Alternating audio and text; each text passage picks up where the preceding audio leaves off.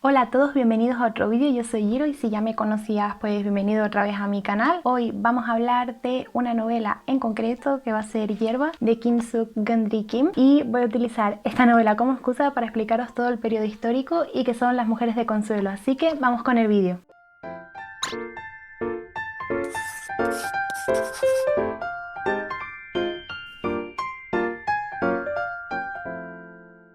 Como os estaba hablando, en este vídeo vamos a hablar sobre la novela gráfica Hierba y vamos a hablar un poco sobre todo el periodo histórico. Si no conocéis a su autora Kim Suk Gundry Kim, podéis ver entrevistas suyas. 그런데 삶이 아름다운 것은 우리가 먹고 즐기고 막 마음껏 놀고 그럴 수 있는 것도 좋지만 어떤 어려움을 당했을 때, 힘든 일을 당했을 때 힘들지 않은 삶은 없잖아요. 근데 정말 힘들고 어려운 일을 당했을 때 거기서 좌절하지 않고 극복해내려가는 어떤 의지, 그 안에 정말 인간의 그 아름다움과 어떤 삶의 그 의지들을 봤을 때 그 설사 성공하지 못해도 그 과정들이 너무 아름다운 것 같아요. 그래서 그 어려운 역사를 속에서 산 사람들이 있었고 해서 그분들의 이야기를 많이 하는 편이죠.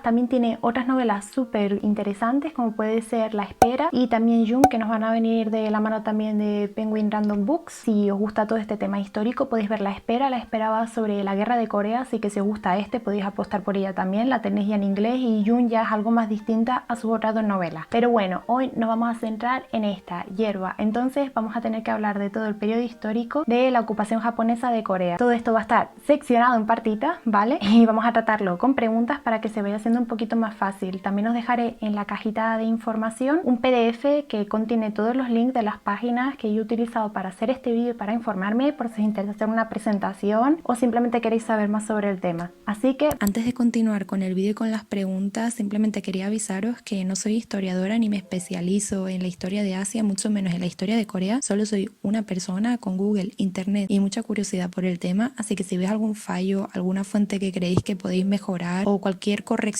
que pueda ayudar, ya no solo me ayudáis a mí, sino que ayudaréis a todas las personas que acudan a este vídeo y que tengan curiosidad, así que por favor dejadlo en los comentarios. Ahora sí que empezamos con las preguntas. Vamos ya con la primera pregunta. Para comenzar, ¿qué es una mujer de consuelo? Una mujer de consuelo es un eufemismo que se utiliza para referirse a las esclavas sexuales durante todo este periodo histórico de la Segunda Guerra Mundial, que proviene de su traducción literal en japonés, yanfu, que también significa una mujer de consuelo o una mujer de solaz. Como nos centramos en este vídeo en la historia de Lee Ok-sung, que fue durante todo este periodo en el que Corea fue una colonia, Corea fue una colonia desde el 22 de agosto de 1910 hasta el 15 de agosto de 1945, que coincide con la rendición formal u oficial de Japón, que si no habéis visto mi otro vídeo, el de En este rincón del mundo, os recomiendo que vayáis a verlo, en el que hacemos un análisis y tiene spoilers de toda la obra, que es un manga, también cuenta con una película, por si queréis ver la perspectiva de cómo se vivió la Segunda Guerra Mundial en una familia japonesa normal, nada de acomodada. Pero bueno, después de esa promo vamos a hablar de muchos datos. El tema es que no solo vais a encontrar testimonios de Lee Ok-sung, sino que hay un montón de mujeres. Podéis ver por ejemplo el corto cinematográfico de John Roh, podéis ver también la historia de Chung Seo-won o el más famoso, que es el caso de la señora Kim Bok-dong, que es de Asian Post. Yo sigo dejando todos los links en la cajita. La cosa es que esto no termina solo aquí, y si me veis leyendo es porque esto es bastante complejo, ¿vale? Porque en principio sí que había voluntarias japonesas que eran prostitutas profesionales, a las que por cierto los militares no preferían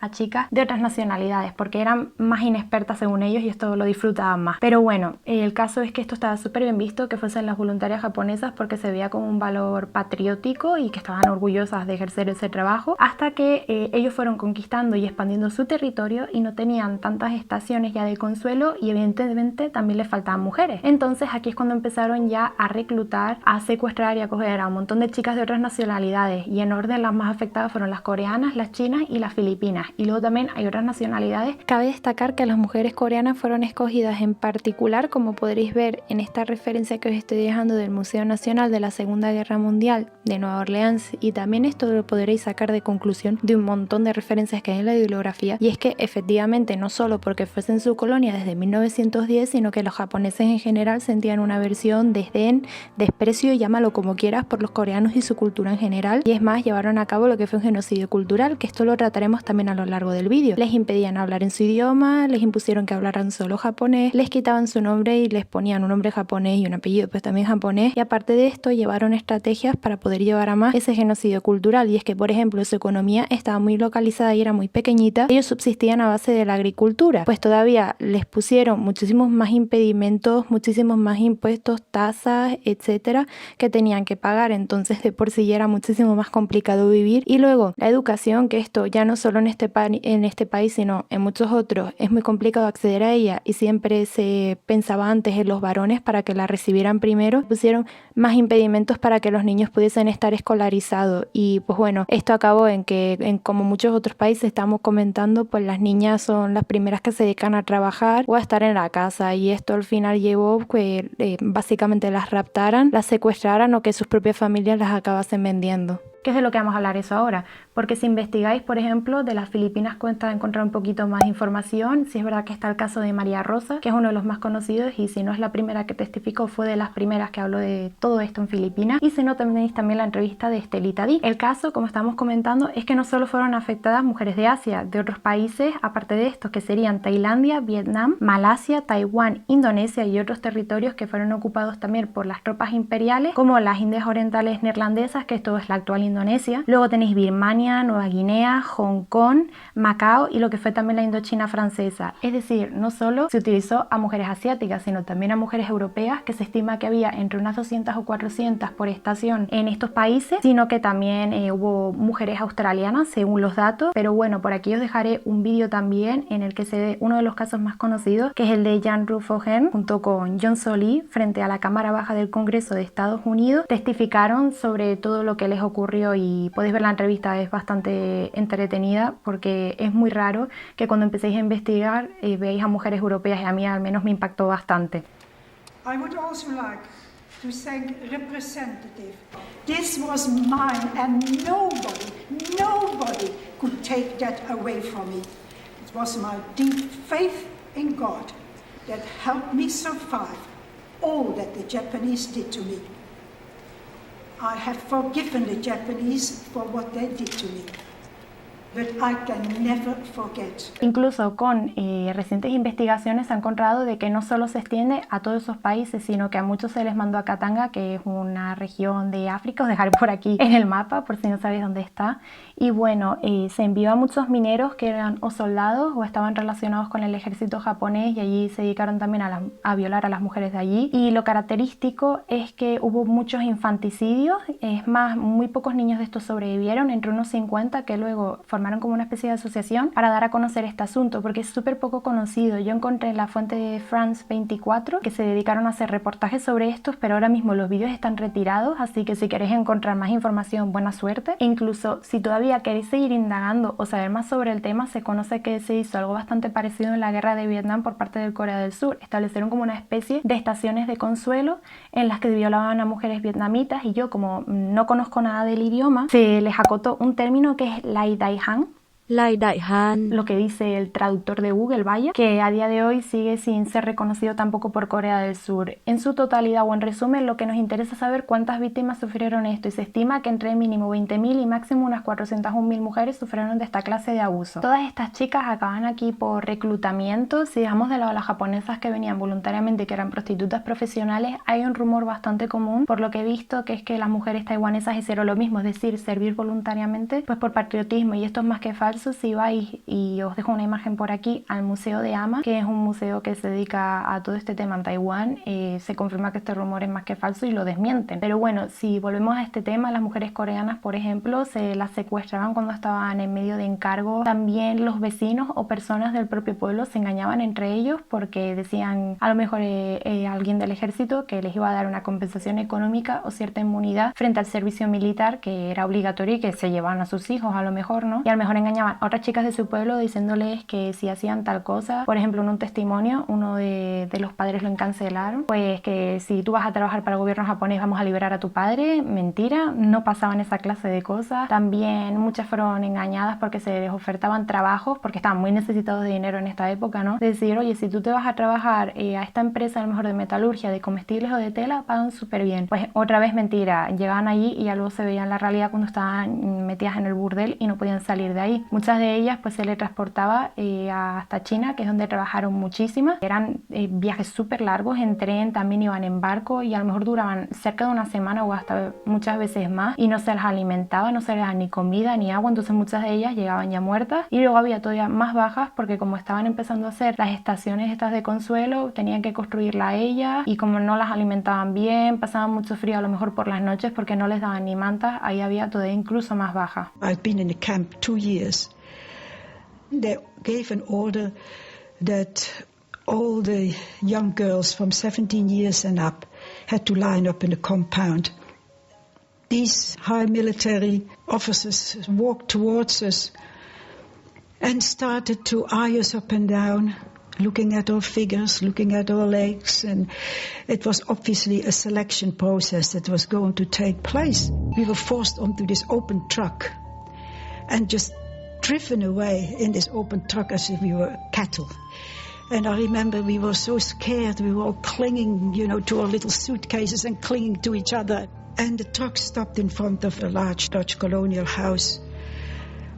And we were told to get out. When we got into the house, we were told we were there for the sexual pleasure of the Japanese military. In fact, we found ourselves in a brothel. It was a brothel. And, our whole world just collapsed from under our feet. And we started protesting straight away. We said that we were forced into this, that they couldn't do this to us. Had no right to do this. It was against the Geneva Convention. And that we would never do this. But they just laughed at us, just laughed. I mean, they said they could do with us what they liked. Como estábamos comentando anteriormente, a todas estas chicas se les obligó a prostituirse en contra de su propia voluntad. En líneas generales, todas estas chicas, por testimonio, servían mínimo 5 militares por día, pero lo normal es que sirviesen entre 20 militares y máximo algunas nombran también cifras de 60. Y claro, todo esto era en días de diario, es decir, entre semana. Los fines de semana, que coincidían también con el descanso de los militares, servían todavía a más militares. Durante muchísimos años, ninguna de estas chicas, cuando ya pasó toda la situación, habló sobre esto, porque en el pueblo de donde eran, la gente creía que todo este asunto era que había unas prostitutas que habían servido de manera voluntaria y que las estaban pagando por esto, cuando esto, más que mentira, no les daban nada de dinero. En algunas estaciones decían que les daban tickets que luego se podían intercambiar por dinero, que otra vez era falso.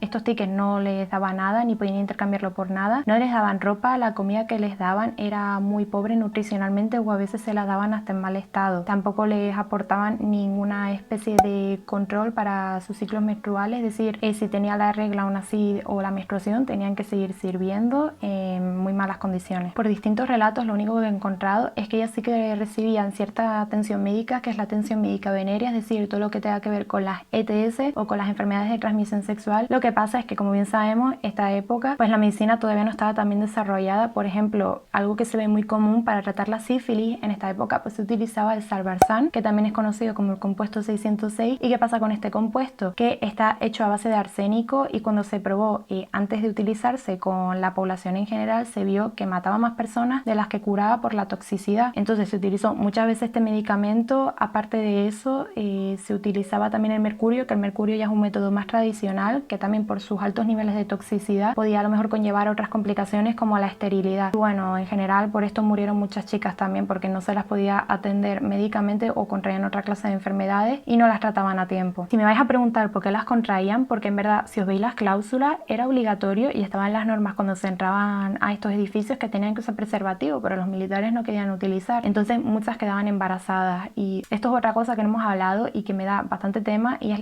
de las principales controversias de este asunto. Y es que esto lo he establecido yo porque si buscáis por internet podéis encontrar un montón de medias distintas, pero yo diría que de media tienen entre 11 y 20 años todas las chicas que sufrieron estos abusos, aunque por lo general la mayoría de historias que he leído tienen entre 14 y 16 años. Muy raro que encontréis alguna chica que sobrepase los 18 o 19, pero igualmente eran niñas que ya tenían su vida hecha en un pueblo. A lo mejor había un chico que les gustaba y querían casarse o vivir su vida en el resto del pueblo. Muchas de ellas se lamentan mucho de que no se les dio la oportunidad de estudiar, porque en estas épocas era primordial darle la educación al varón antes que a la mujer, y decían que a lo mejor con el dinero, que luego hablaremos más adelante de esto, que hubiesen recibido lo habrían aportado en fondos de educación también. Pero bueno, es algo de lo que se arrepienten bastante y que les gustaría haber hecho si hubiesen tenido una vida algo normal. Hay bastantes cláusulas recopiladas, que dejaré alguna por aquí, en la que por ejemplo se puede ver las unidades que iban según el día de la semana, el precio según la nacionalidad por hora y muchísimos más datos que es interesante ver porque son algo complicados de encontrar. Evidentemente las chicas tampoco recibían unos tratos respetables ni buenos tratos en general, porque si tú ibas a encontrar lo que ellos te decían, pues te iban a pegar, había palizas y muchas de ellas acaban muertas. También, como nos relata la protagonista de nuestro relato, pueden llegar a darte golpes que dependiendo de la zona que te den, a lo mejor te puedes quedar sorda también. Luego, si seguís investigando, se encuentra que un 60% de las chicas que murieron en estas estaciones fue debido al suicidio, ya sea con medicamentos que ellas reunían, con alcohol o con tratos que hacían con personas que estaban dentro y podían conseguirle cosas de fuera, o simplemente con los artefactos que ellas encontraron. Con las embarazadas, ¿qué pasaba? Con las embarazadas es algo bastante curioso y que depende del caso, porque evidentemente lo primero que se intentaba es que si una chica quedaba embarazada, abortara. Y bueno, en estas épocas, ¿cómo se abortaba? Pues tirándote desde lugares altos. Ellos creían que si tú te tirabas de un sitio alto, ibas a abortar, se iba a morir el bebé.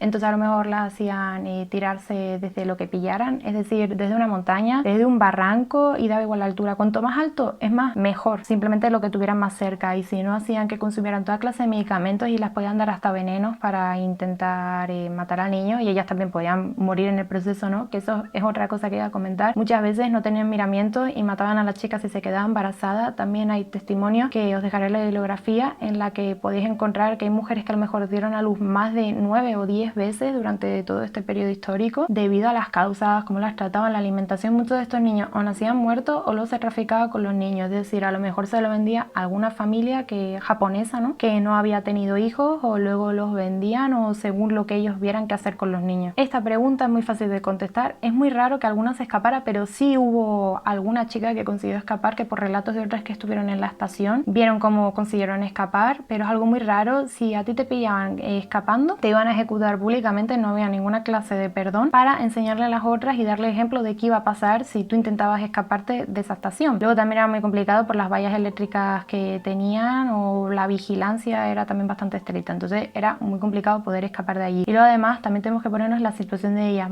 Lo normal es que las sacaran de su propio país, ¿no? Por ejemplo, coreanas en China, y ellas no conocían el idioma, tampoco conocían el sitio, entonces era muy complicado intentar escaparse. Era muchísimo más fácil a lo mejor que las mataran, pues yo qué sé, por hablar su idioma. Si tú hablas en coreano o en tu idioma natal, pues eso, directamente te pegan una paliza y muerta, porque como estaban intentando hacerse con el sitio y conquistarlo, ¿no? No les interesaba que tuvieran otro idioma, y cuando llegan a la estación, por ejemplo, tenían que renunciar a su nombre y les ponían un nombre en japonés. Muchas de estas chicas ya no es que consideran escapar, sino que a lo mejor por los bombardeos o por la situación, como recordamos de la Segunda Guerra Mundial, sufrieron a lo mejor el mismo destino que los soldados japoneses a los que servían, es decir, pues si se atacaba la estación y mataban a los japoneses, pues ellas también iban a morir en el proceso. O también a lo mejor de radiación, que si estaban cerca de una zona de radiación, pues se data también de algunas que sufrieron de efectos de la radiación. Igualmente, ninguna de estas mujeres pudo tener una vida digna del todo. Tenían que esconder este hecho, porque como el pueblo del que eran volvieran, o simplemente alguien se enterara de este hecho, la iban a mirar mal, porque como estábamos hablando antes, este conocimiento todavía no se tenía y se creían que habían servido voluntariamente a cambio de dinero, y pues las están viendo como mujeres fáciles, ¿no? Esto es algo bastante importante. Tenemos que contextualizar toda la época y darnos cuenta de que el principal hecho o existencia de la mujer, o su responsabilidad en esta época, era tener hijos y casarse, y para eso tenías que llegar virgen al matrimonio. No se podía romper tu himen, que bueno, esto es otro hecho que hoy se ha visto que en día no es así, ¿no? Pero bueno, que tenías que llegar virgen al matrimonio, y claro, si las violaban, vírgenes no iban a llegar, entonces ya las veían mal. Era muy complicado que las familias te dejaran casarte a lo mejor con quien querías, las repudiaban del pueblo, las miraban mal, hablaban mal de ellas o las insultaban en su cara, y básicamente se les arrebató cualquier clase de dignidad para poder vivir una vida normal, digamos. La primera de las mujeres en hablar de esto fue Kim Hak-sun. Kim Hak-sun comentó su testimonio en 1991, el 14 de agosto, pero esto fue muy triste porque su caso estuvo siempre abierto hasta el año en el que murió, en 1997, y nunca se pudo llegar a una conclusión. Ahora vamos a hablar de mi verdadera razón para hacer este vídeo, que es este libro de aquí, Hierba. Hierba nos cuenta la historia de Lee Ok-sun. Lee Ok-sun es una niña, bueno, hoy en día una señora ya de 92 años, que se encuentra en la Casa del Compartir, que hablaremos después de este sitio, pero bueno, ella es una chica que es oriunda de Busan y nos comenta su historia y toda su vida, desde que cuando era una niña pequeña pertenecía a una familia muy humilde, prácticamente pobre, de esa misma zona de Corea, y bueno, ella siempre se dedica a trabajar, es la la segunda hermana mayor de la familia, siempre está trabajando para apoyar a sus padres y cuidando a todas sus hermanas y hermanos pequeños. ¿Qué pasa? Que ella siempre anheló estudiar, que es algo que comenta muchas veces en la novela, pero que en esta época no se permitía. Y bueno, según llega luego la ocupación japonesa a Corea, la situación de la familia se va torciendo cada vez más y no pueden sostenerse económicamente y deciden separar caminos también. ¿Qué pasa? Pues que la madre vende, no sabemos, no se comenta el precio, entonces simplemente a lo mejor la dio, pero bueno, claramente lo que nos quiere comentar Lee Ok-sun en la obra es que su madre la vendió a otra familia que tenía un restaurante porque le prometían estudios y una buena vida y que iban a cuidar bien a su hija.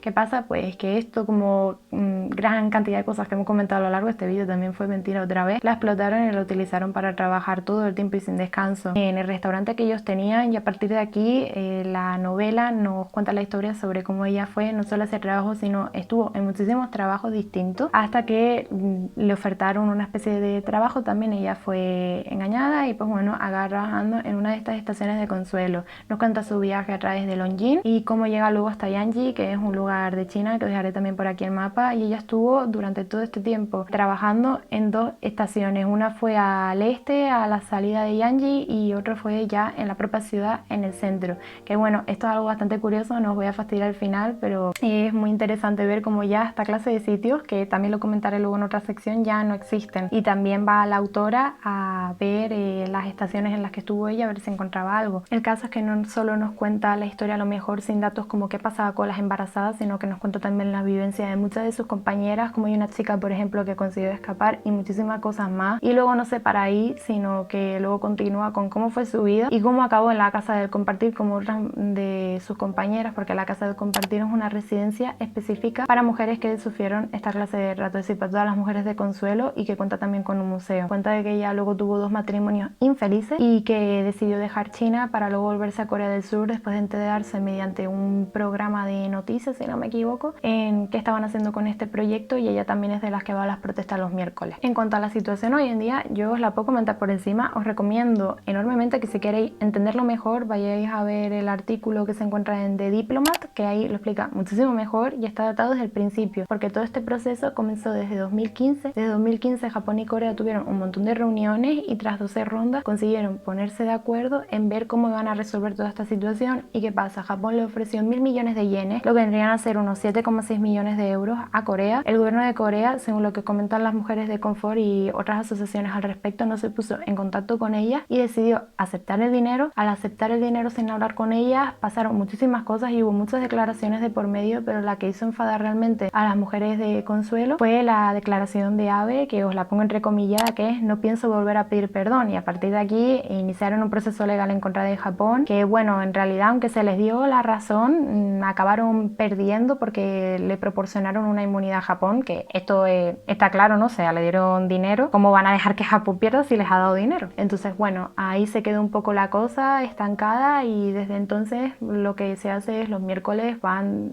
todas las mujeres de consuelo, su familia o los que están involucrados con la causa, voluntarios o activistas, a manifestarse frente a la embajada japonesa para que hagan algo al respecto y que les piden perdón, porque si ves muchas entrevistas, ellas realmente la compensación económica no les importa tanto, porque también hubo otro plan. Este plan fue conocido como el Fondo de Mujeres Asiáticas, que fue una iniciativa gestionado por ciudadanos japoneses, no por el gobierno. Entonces ellas realmente lo que quieren es una disculpa del gobierno, no les interesa tanto dinero, sino que quieren una disculpa sincera para que se reconozca esto y que más personas puedan saber realmente la verdad y todo lo que pasó. Luego, respecto a la actualidad, en 2021 hubo una problemática viral por el profesor John Mark Ramseyer, que es un profesor de estudios jurídicos japoneses en la Facultad de Derecho en Harvard, que sabemos que es una universidad muy prestigiosa. El paper se titulaba Contracting for Sex in the Pacific War, contratación por sexo en la guerra del Pacífico, en la que básicamente él está a favor de la idea de que las mujeres de confort o de consuelo fueron voluntariamente y que las pagaban. Es decir, está a favor de Japón en la actualidad, y como comentan muchos académicos, esto él lo constataba pues sin argumentos sólidos. Esto causó muchísimas protestas. Por ejemplo, la foto también que os dejaré por aquí son unas coreanas, estudiantes de instituto, con pancartas que ponían: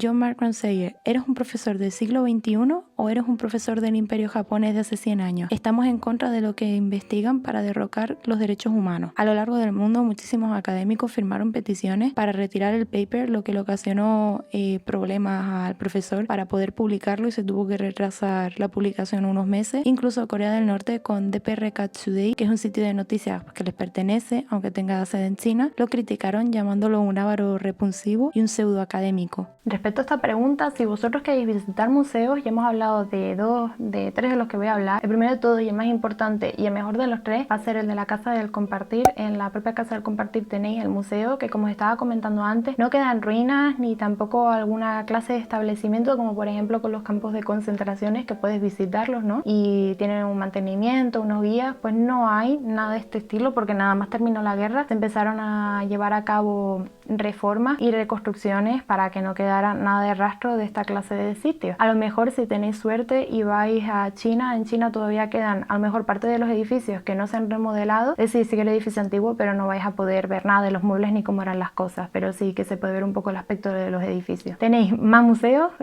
hablamos del de la Casa de Compartir, allí tienen por ejemplo en el edificio, pues aparte de los testimonios de que podéis visitar y hablar con la señora de allí, si concertáis cita, etcétera y tal, porque a ellas sí que les interesa comentar su historia. Aparte de eso, hay por ejemplo como salas en las que recrean cómo eran las instalaciones, sus cuartos, vivencias, muchas más cosas. Luego otro museo también del que hablamos ya fue el AMA. El Museo AMA está bastante complicado porque desde que comenzaron tenían ya falta de fondos, es decir, económicamente no era rentable y luego con el COVID pues fastidió el asunto y pues tuvieron que cerrar y siguen dando exposiciones esporádicamente pero en distintos lugares, así que a ellos tendríais que informar y no os puedo dar una dirección fija ni un edificio, pero dejaré la foto por aquí de cómo era antes. Aparte de eso tenéis luego el WAM, que el WAM viene del inglés, que es Women's Active Museum. Este es más pequeño y está situado en Shinjuku, en Tokio. Podéis visitarlo, lo que pasa es que es prácticamente una habitación súper chiquitita, por lo que estoy mirando en las fotos y en la reseña, en las que tienen unos cuantos documentos oficiales japoneses, alguno que otro en inglés, y hay guías con los que podéis hablar y comentar un poco la situación, y luego una zona en la que tienen como un panfleto informativo, pero no hay mucho más que mirar, la verdad. Luego quizás lo más conocido y lo interesante a lo mejor, aparte de la Casa del Compartir, pueden ser las obras artísticas. Hay bastantes estatuas, sobre todo la más famosa, la que está frente a la embajada japonesa en Corea, donde van a protestar las mujeres de Consuelo y las asociaciones, que es súper curioso. Yo no sé exactamente quién se encarga de esto, si lo hacen personas, es decir, ciudadanos, pero bueno, el tema es que están bastante concienciados con el asunto porque no he encontrado ningún acto de vandalismo ni ningún comentario de querer intentar retirar la estatua, sino que todo lo contrario, cuidan un montón la estatua. En invierno, por ejemplo, se hace mucho frío, le ponen con una especie de gorrito, unas manoplas y luego también le ponen a lo mejor bufandas. Si está lloviendo le ponen chubasquero a la estatua. Si hace mucho sol, a lo mejor le ponen parasol. Es muy curioso porque nunca había visto, no sé, podéis comentármelo, a estatuas que les dieran esta clase de mantenimiento, pero bueno, es como una niña que está sentada que representa a todas aquellas niñas que fueron secuestradas para servir en esta clase de sitios. Y el caso es que tenéis más de 20 estatuas que son de los mismos artistas. Os dejaré por aquí una foto de los artistas que son Kim Seo-kyun y Kim Eun-sung, que son un matrimonio de artistas que se dedicaron a hacer todas estas estatuas, que las encontraréis repartidas por distintas partes del mundo donde hay una población coreana considerable o asiática que viviese también los mismos efectos de la guerra. Podéis encontrarlas por ejemplo en Berlín, en Melbourne, en Nueva Jersey o en Atlanta también, que las estuvieron relocalizando mucho. No tenéis por qué encontrar solo esta estatua, hay otras estatuas bastante bonitas y muy parecidas que vienen a mandar el mismo mensaje, como la de Hong Kong, que la de Hong Kong es súper parecida. Luego también podéis encontrar la de San Francisco, que es una de las más famosas. También tenemos la otra cara o el otro lado, que vendría a ser estatuas que han sido quitadas, ¿no? Como Japón no termina de reconocer este hecho, las embajadas de los países, si ven que hay una estatua, intentan hablar con el gobierno para que la retiren, y esto pasó por ejemplo en Manila. En Manila quitaron la estatua que había allí, que por cierto a mí me parece de las más bonitas que hay, pues la tuvieron que retirar según alegaciones de que querían remodelar la calle porque se estaba estancando el agua, y muchos civiles dijeron que esto es una excusa para quitarla. Aquí no confirmamos nada, pues lo que se dice, para poder quitar la estatua, porque Filipinas y Japón mantienen unas buenas relaciones políticas y no les interesaba pues enfadarse con ellos ni cortar estas relaciones, entonces optaron por cortar por lo sano y quitar la estatua. De esto no soy la más adecuada para hablar porque no vivo en Japón ni cuento con tantas personas para hacer una entrevista, ¿no? Pero por lo que se ve en esta entrevista que os estaré dejando por aquí y otras entrevistas que también si buscáis podéis encontrar, por lo que se ve en general la población no está muy informada respecto a esto. Hay personas que ni lo estudiaron cuando estuvieron en el instituto y hay otras personas que comentan que sí que salen los libros de texto de historia, pero que lo típico que tenemos en la esquinita de la página, a lo mejor un término chiquitito con 2 líneas, o que hay súper poca información y que no les informan sobre todos estos crímenes de guerra, lo cual pues bueno, es bastante triste. Ojalá cambie con el tiempo y y podamos ver a lo mejor una progresión en la que en algún día admitan esto y sí que se pueda informar a la población respecto a toda esta situación. En esta página de aquí, que os dejaré también en la cajita, podéis consultarla si os gustan los libros. Hay muchísimos libros que tratan este tema y cada vez hay más. Hay otro muy famoso también que no aparece en la página y os quiero recomendar, que se llama Las orquídeas rojas de Shanghai. Respecto a toda esta situación, mi opinión es que es bastante lamentable que esta clase de cosas sigan pasando, y mucho más en un país tan desarrollado como Japón, en el que se supone que deberían de simplemente admitir esto,